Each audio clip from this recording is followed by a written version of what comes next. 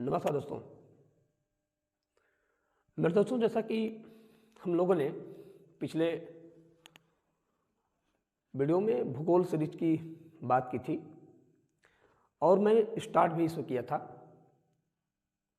और हम लोग ये जानते हैं दोस्तों कि भूगोल को हम लोग बड़े बाखूबी तरीके से और बड़े अच्छे तरीके से सीख रहे हैं। मैं आपको बता दूं कि यह भूगोल सीरीज जो है, जो हमने स्टार्ट किया भारत का भूगोल, यह भारत के हर छोटे बड़े एग्जाम को कवर करेगा दोस्तों। भारत का कोई भी एग्जाम हो, अगर उसमें भूगोल होगा तो यहाँ से प्रश्न बाहर नहीं जाएगा दोस्तों, इतना है।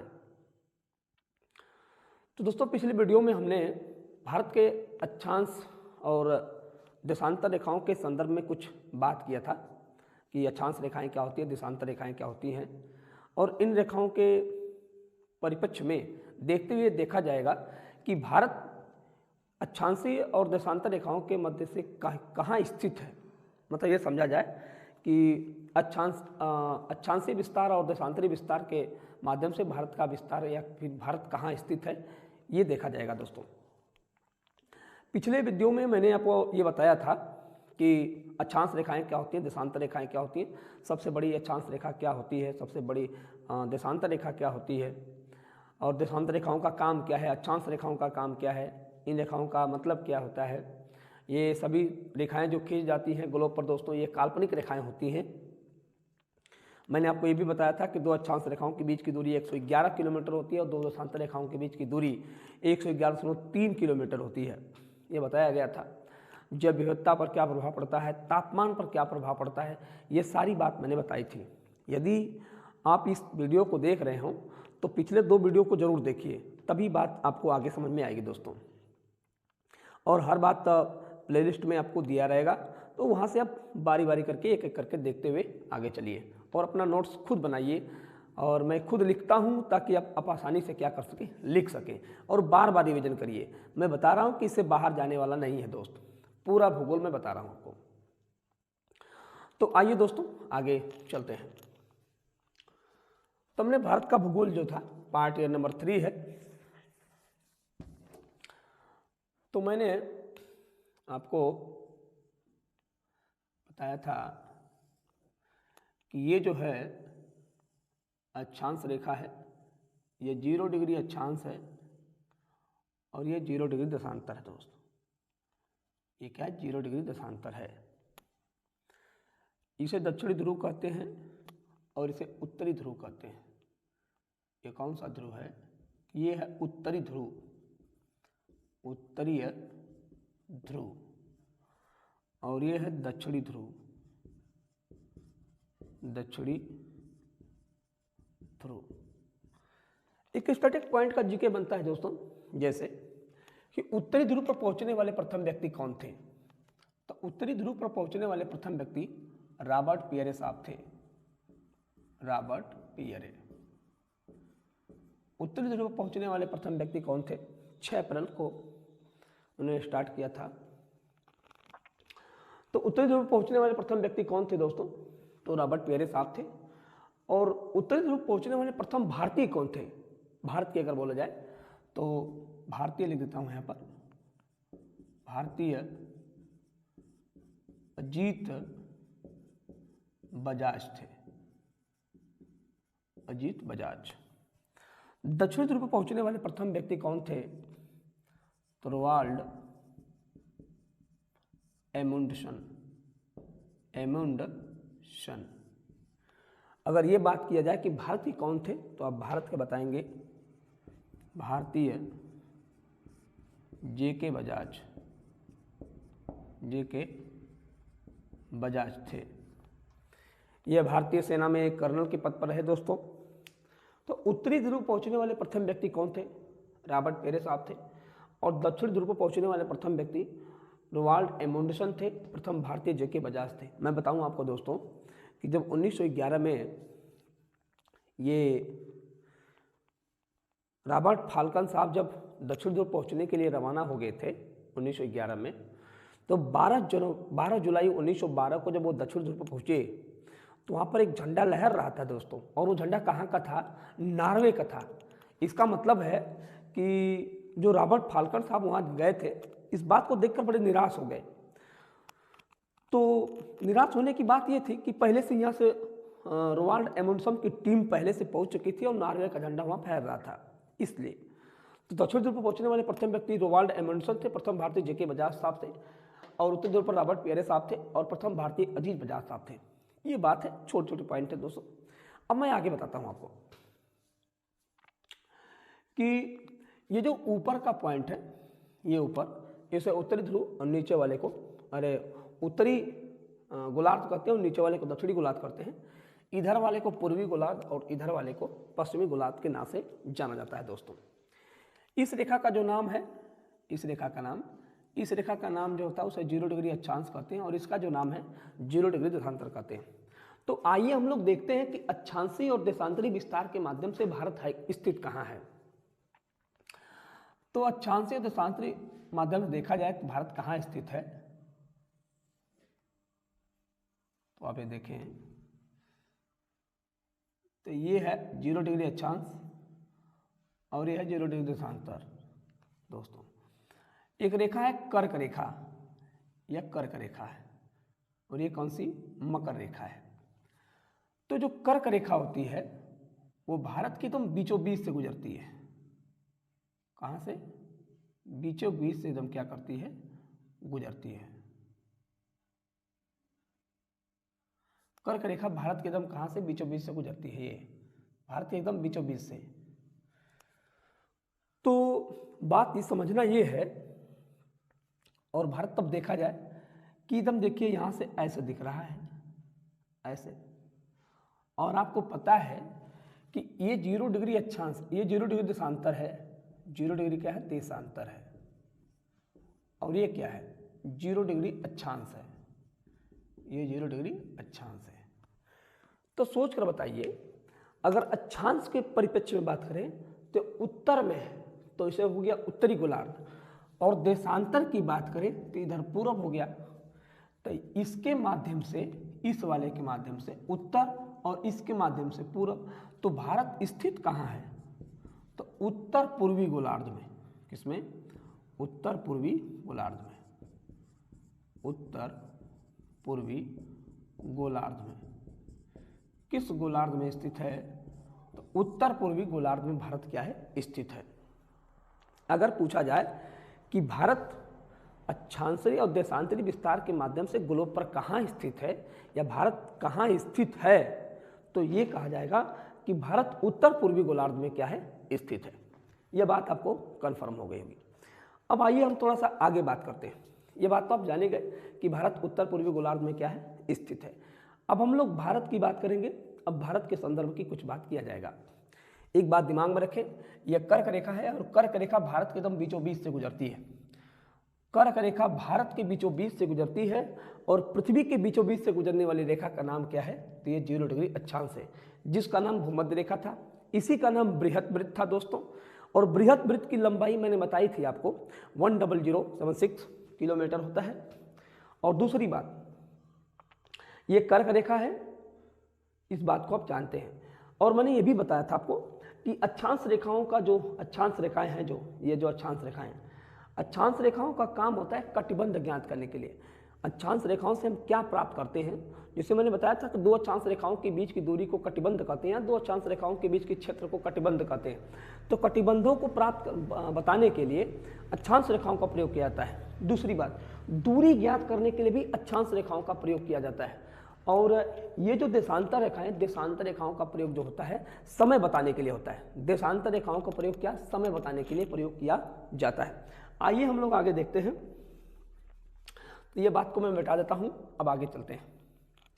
तो हम लोग अब भारत के परिप्रेक्ष्य में बात करेंगे, और इस बात को जरूर देखिएगा कि 0 डिग्री अक्षांश है और ये भारत है। तो आइए देखते हैं, भारत के बारे में थोड़ा सोचते हैं। तो भारत, अब इस बात को जान ही गए होंगे कि किस गोलार्ध में है, तो उत्तर पूर्वी गोलार्ध में है। मैं एक बात थोड़ी सी और बता दूं आपको, थोड़ी सी जानकारी के लिए, ताकि आप जान पाएं।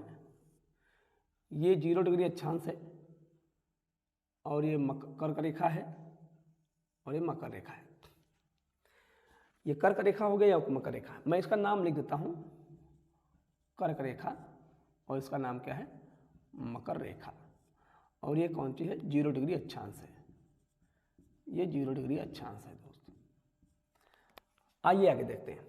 हमें पता है कि सूर्य की किरणें जो होती हैं किसकी, सूर्य की किरणें कर्क रेखा और मकर रेखा पर एकदम सीधी पड़ती हैं। कर्क और मकर रेखा पर क्या पड़ती हैं, सीधी पड़ती हैं। यदि दोस्त एक बात समझिएगा, थोड़ा सा एक बात समझिएगा, आइए इस पॉइंट को समझाता हूं। तो जरा देखिएगा, यदि सूर्य मान लेते हैं, एक बात समझिए, जो चीज गर्म होती है उसे हम उष्ण कहते हैं। जो चीज गर्म होती है उसे क्या कहते हैं, उष्ण कहते हैं। और जो चीज ठंडा होती है उसे हम शीत कहेंगे, शीत। बात को समझिएगा, हमने क्या गर्म, उष्ण और ठंडा को शीत। अच्छा, क्षेत्र को क्या कहते हैं, तो कटिबंध कहते हैं, कटिबंध कहते हैं, कटिबंध कहते हैं, क्षेत्र को कटिबंध कहते हैं। अब जरा सुनिएगा, यदि मान लेते हैं सूर्य इस मकर रेखा पर स्थित है, सूर्य कहाँ पर स्थित है, इस मकर रेखा पर सूर्य स्थित है दोस्त। तो जरा सोच कर बताइए मुझे, यदि सूर्य इस मकर रेखा पर स्थित रहेगा तो यहां भी सूर्य की किरणें एकदम तेज पहुंचेंगी और यहां भी तेज पहुंचेंगी। अब सूर्य की किरणें यहां तेज पड़ रही है तो गर्म ज्यादा होगा, इसलिए इसका नाम क्या होगा, उष्ण। मैं लिख देता हूं उष्ण। अच्छा, इसका भी तो नाम होगा उष्ण, हाँ इसका भी नाम होगा उष्ण। चलिए, ये दोनों बात क्लियर हो गई। अब ये 0 डिग्री अक्षांश है। अब मान लेते हैं सूर्य एक कहां पर था, मकर रेखा पर। अब सूर्य को मान लेते हैं कर्क रेखा पर। कहां पर, कर्क रेखा पर मान लेते हैं, यहीं पर। अगर मान लेते हैं सूर्य कर्क रेखा पर हो जाए तो जरा अब बताइए हमें, जब सूर्य कर्क रेखा पर होगा तो ये क्षेत्र उष्ण हो जाएगा, ये क्षेत्र क्या हो जाएगा, उष्ण, क्योंकि गर्मी यहाँ ज्यादा पड़ेगी। और ये भी क्या हो जाएगा, उष्ण हो जाएगा। अच्छी बात है, ये दोनों उष्ण हो गया। जरा एक बात समझना है कि जब सूर्य यहाँ है तो यहाँ भी उष्ण हो रहा है और यहाँ भी कैसा है, उष्ण है। पर इधर का जो क्षेत्र होगा दोस्त, यहाँ तो उष्ण होगा, लेकिन ये वाला क्षेत्र जो हो जाए शीत हो जाएगा। ये कैसा हो जाएगा, शीत होगा। शीत मतलब ठंडा, शीत मतलब ठंडा। जरा फिर समझिए, मैंने कहा जब सूर्य यहाँ रहेगा तो ये गर्म होगा, ये भी गर्म होगा, और गर्म को कहेंगे क्या, उष्ण। ये भी गर्म है, ये भी गर्म है, क्योंकि यहाँ पर सूर्य की किरणें एकदम सीधे पड़ेगी। अच्छी बात है। दूसरी देखिए, जब सूर्य यहाँ रहेगा कहाँ पे, कर्क रेखा पर, तो कर्क रेखा पर सूर्य की किरणें एकदम, देखिए दो ही रेखाएं, कर्क रेखा मकर रेखा पर सूर्य की किरणें एकदम सीधी पड़ती हैं। लेकिन जब इस साइड चला जाएगा तो इधर भी गर्मी होगी, इधर भी गर्मी होगी। तो गर्मी को हमने क्या लिखा, गर्म को उष्ण लिखा।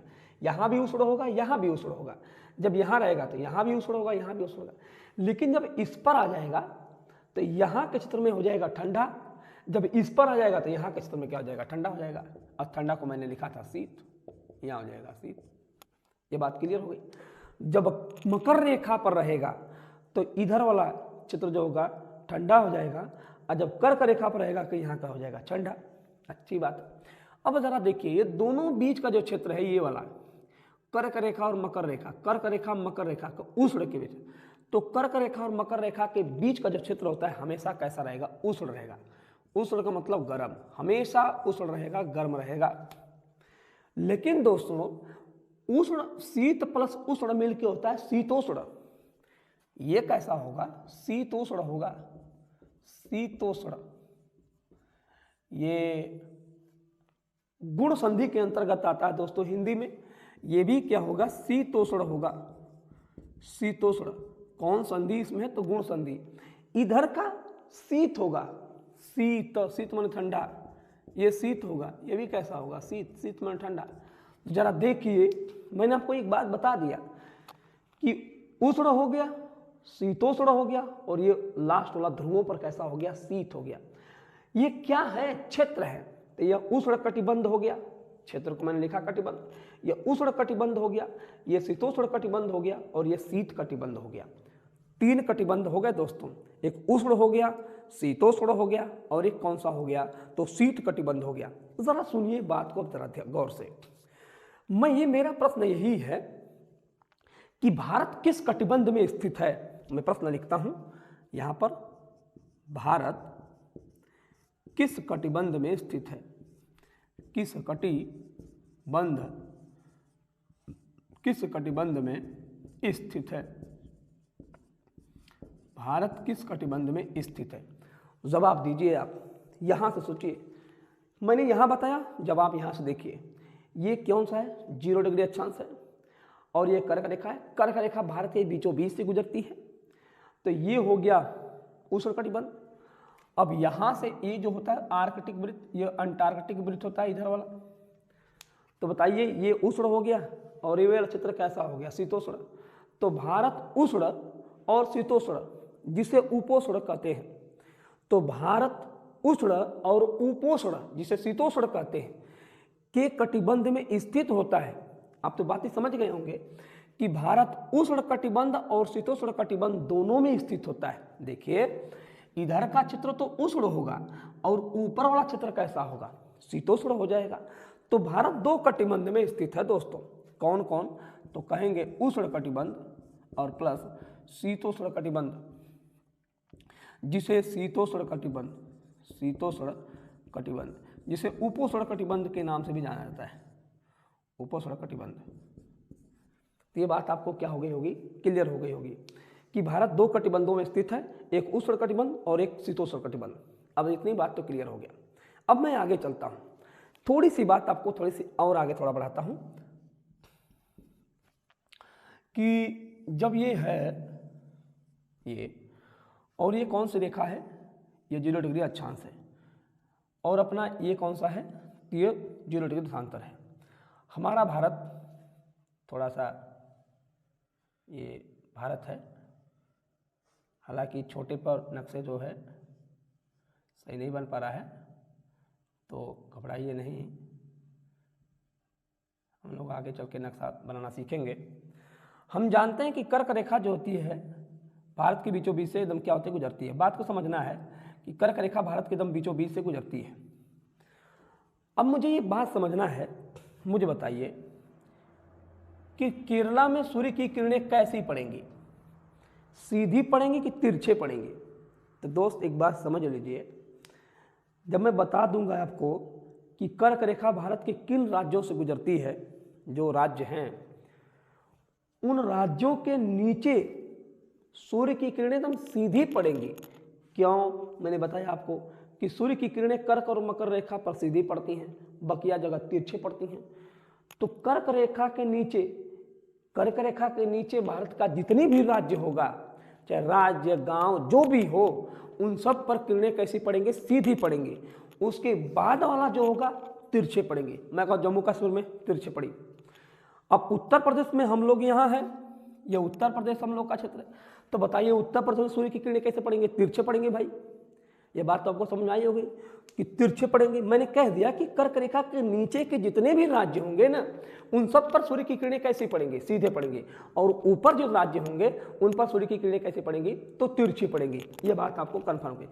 अच्छा, तो भारत के संदर्भ में बात किया, जब हम लोग विश्व का भूगोल पढ़ेंगे तो हम लोग पूरी दुनिया की बात करेंगे कि सूर्य की किरणें किन देशों पर सीधी पड़ेंगी, किन पर मतलब तिरछे पड़ेंगे। लेकिन जानकारी के लिए मैं बता दूं कि कर्क रेखा के नीचे या कर्क रेखा पर जितने भी राज्य होंगे, देश होंगे, उन पर सीधी पड़ेंगी। उसके ऊपर जो होगा उन पर कैसी पड़ेंगे, तिरछे पड़ेंगे। यह बात मैं जानता हूं कि आपको समझ में आ गया होगा। तो भारत किस कटिबंध में है, उष्ण और शीतोष्ण कटिबंध में, मैंने ये आपको बता दिया। तो इसे आप क्या कर लीजिए, नोट कर लो दोस्तों। अब मैं आपको थोड़ा भारत के परिप्रेक्ष्य में बात करता हूं। मैं इसे मिटा रहा हूं, तो आइए इसे मिटा देता हूं। तो देखें, मैंने ये बता दिया आपको कि गोलार्ध के स्तर पर भारत कहाँ स्थित है और किस जगह स्थित है, उत्तर पूर्वी गोलार्ध में, और किस कटिबंध में स्थित है। अब हम लोग देखते हैं भारत के संदर्भ में। वैसे तो आइए, भारत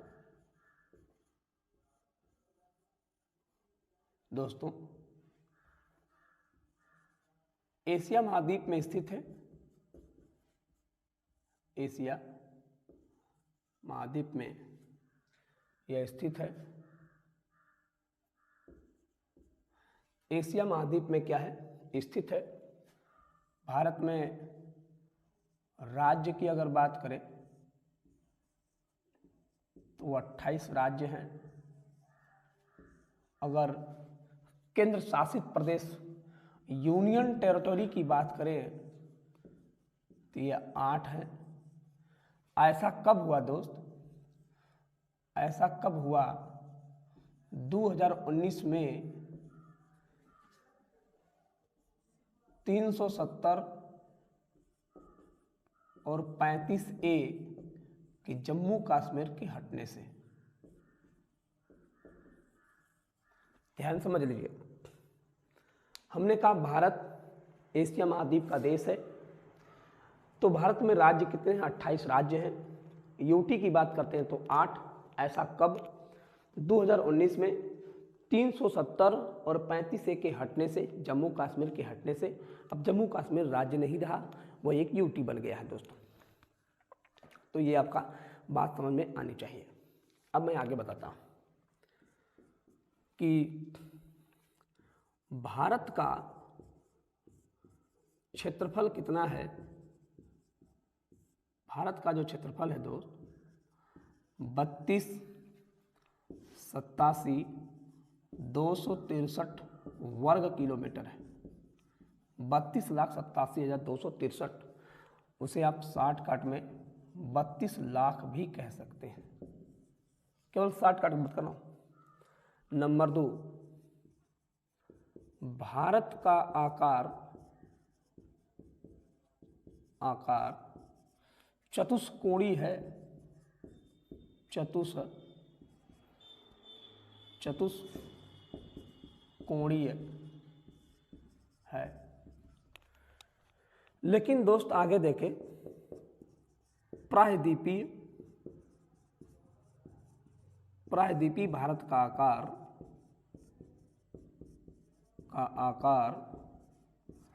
त्रिभुजाकार है। त्रिभुजाकार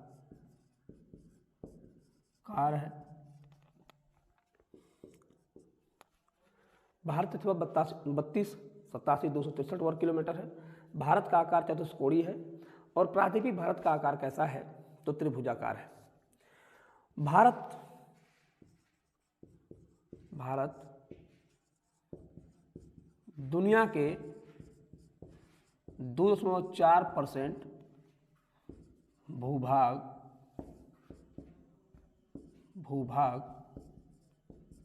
को घेरता है। भारत दुनिया के 2.4% भूभाग को क्या करता है, घेरता है। अगर दुनिया के परिप्रेक्ष्य में देखा जाए कि भारत का क्षेत्रफल कितना है या कितना परसेंट घेरता है दोस्तों, तो 2.4%। आगे आइए देखते हैं। भारत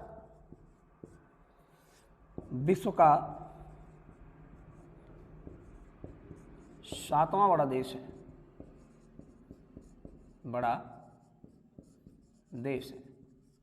भारत विश्व का 7वां बड़ा क्या है दोस्तों, देश है।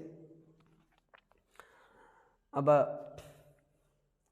एक बात इसमें लिखा है कि प्रायद्वीपीय भारत। ये बात आपके दिमाग में बड़ी खटक रही होगी कि प्रायद्वीपीय भारत क्या है, ये प्रायद्वीप क्या होते हैं, प्रायद्वीप क्या होते हैं। तो मैं आपको थोड़ी सी बताऊं बात कि जब भारत का नक्शा आप देखेंगे ऐसे देखते हैं तो भारत के इस भाग में अरब सागर है और इस भाग में हिंद महासागर है। हिंद महासागर है और इस भाग में बंगाल की खाड़ी है। बंगाल की खाड़ी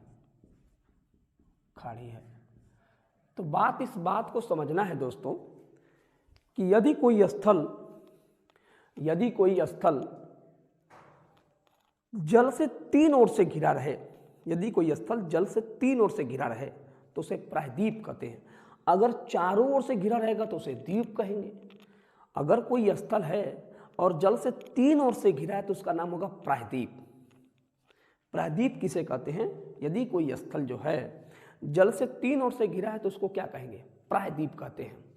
अगर चारों ओर से घिरा है तो द्वीप कहते हैं, और अगर यही द्वीप बड़ा हो जाए तो उसे महाद्वीप कहते हैं। ये बात समझिएगा, मैंने क्या बोला? कोई स्थल है जल से 3 ओर से घिरा है तो उसका नाम प्रायद्वीप होगा, अगर चारों ओर से घिरा होगा तो द्वीप होगा, लेकिन अगर ये द्वीप बड़ा हो जाए, बहुत बड़ा हो जाए, तो उसको नाम क्या हो जाता है? महाद्वीप कहते हैं। तो देखिए, हमने बताया त्रिभुजाकार, हमने यही कहा कि भारत प्रायद्वीपी भारत को जो है वो कैसा है? त्रिभुजाकार। देखिए त्रिभुज के आकार का हो रहा है कि नहीं? ये प्रायद्वीपी, यही भाग तो प्रायद्वीपी है, इतना ही न है, यही भाग प्रायद्वीपी, इसलिए त्रिभुजाकार है। तो प्रायद्वीपी भारत का आकार कैसा है? त्रिभुजाकार है दोस्तों। तो ये भारत के परिप्रेक्ष्य में कुछ बातें रही दोस्तों। अब मैं आपको बताना चाहता हूँ कि भारत का सुदूर पॉइंट कहाँ है।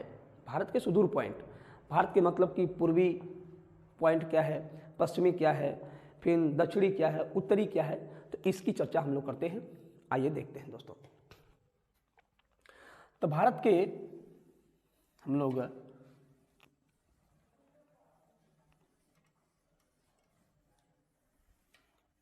के संदर्भ में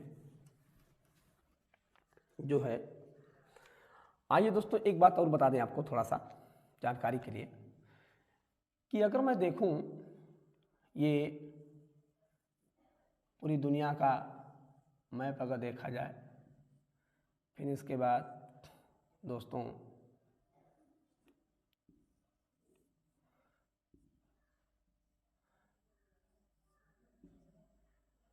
ये देखें, ये एशिया, ये यूरोप और ये अफ्रीका है। तो साथ ही एक बात को जरा समझिएगा, प्राचीन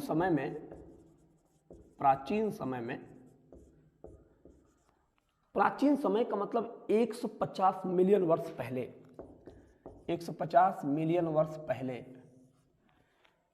150 मिलियन वर्ष पहले क्या था कि भारत कहा जाता है कि अफ्रीका का हिस्सा था। 150 वर्ष पहले भारत जो था अफ्रीका का हिस्सा था। ऐसा कैसे पता चला, या हमें कैसे जानकारी हुई, या लोगों को कैसे पता चला कि नहीं भारत अफ्रीका का हिस्सा था? इस बात को जरा सुनिएगा। कहा जाता है कि जो भारत है ये भारत अफ्रीका का हिस्सा था दोस्तों। इस वाले भाग को अंगारा लैंड कहते हैं, अंगारा लैंड कहते हैं, और इस वाले भाग को गोंडवाना लैंड कहते हैं, गोंडवाना लैंड। ये गोंडवाना लैंड है और ये कौन सा? अंगारा लैंड है। दोस्तों भारत धीरे धीरे खिसकते हुए आज की स्थिति में आ गया है। ये जो भारत देख रहे हैं आप, यह आज की स्थिति में आ गया है। ये हिमालय पर्वत है ये वाला भाग, और ये आज की स्थिति में आ गया है। ऐसा कहा जाता है कि किस वेग से गति कर रहा था, तो 7 सेंटीमीटर प्रति ईयर, या 1 वर्ष में 7 सेंटीमीटर गति कर रहा था। और 1 वर्ष में 7 सेंटीमीटर गति करते करते आज यह भारत एशिया महाद्वीप से सट गया है। तो कैसे पता चला? क्योंकि भारत में जो रॉक पाई जाती है, रॉक चट्टाने, जो भारत की रॉक है, चट्टाने हैं, और जो अफ्रीका महाद्वीप की चट्टाने हैं वह सेम मिलती है, मतलब मिलती हैं, सेम होती हैं। इससे पता चला दोस्तों, इससे पता चला कि भारत कुछ समय पहले, माने बहुत समय पहले, अफ्रीका महाद्वीप का क्या था? हिस्सा था, और 7 सेंटीमीटर प्रति ईयर की गति से वो चलते चलते आज एशिया महाद्वीप के संपर्क में आ गया है। तो 150 वर्ष पहले की बात थी दोस्तों। 150 वर्ष पहले भारत किसका हिस्सा था? अफ्रीका महाद्वीप का हिस्सा था। कैसे पता चला? तो भारत में गोंडवाना लैंड की चट्टानें पाई जाती हैं, और अफ्रीका महाद्वीप में भी गोंडवाना लैंड की चट्टानें पाई जाती हैं। तो इन चट्टानों से, इन राकों से ये पता चलता है कि भारत अफ्रीका महाद्वीप का क्या था? हिस्सा था। यह बात अभी आपको क्लियर हो गई होगी दोस्तों। मैंने बता दिया आपको कि भारत 150 वर्ष पहले, 150 मिलियन वर्ष पहले है अफ्रीका महाद्वीप का हिस्सा था, लेकिन अब भारत जो है एशिया महाद्वीप का हिस्सा है। ये कैसे पता चला? क्योंकि भारत की चट्टानें, जिसका नाम गोंडवाना लैंड है, और अफ्रीका की चट्टानें दोनों समान हैं। तो मैं आपसे पूछूं कि भारत में किस प्रकार की चट्टानें पाई जाती है, अंगारा लैंड की चट्टानें, गोंडवाना लैंड की चट्टानें? तो आपका जवाब होगा गोंडवाना लैंड की चट्टानें पाई जाती हैं। दोस्तों, अब हम लोग भारत के सुदूर पॉइंट की बात तो अगले वीडियो में करेंगे। यहाँ तक आप अच्छे से नोट कर लीजिए। आज के लिए इतना ही, तब तक के लिए जय हिंद, जय भारत, नमस्कार दोस्तों।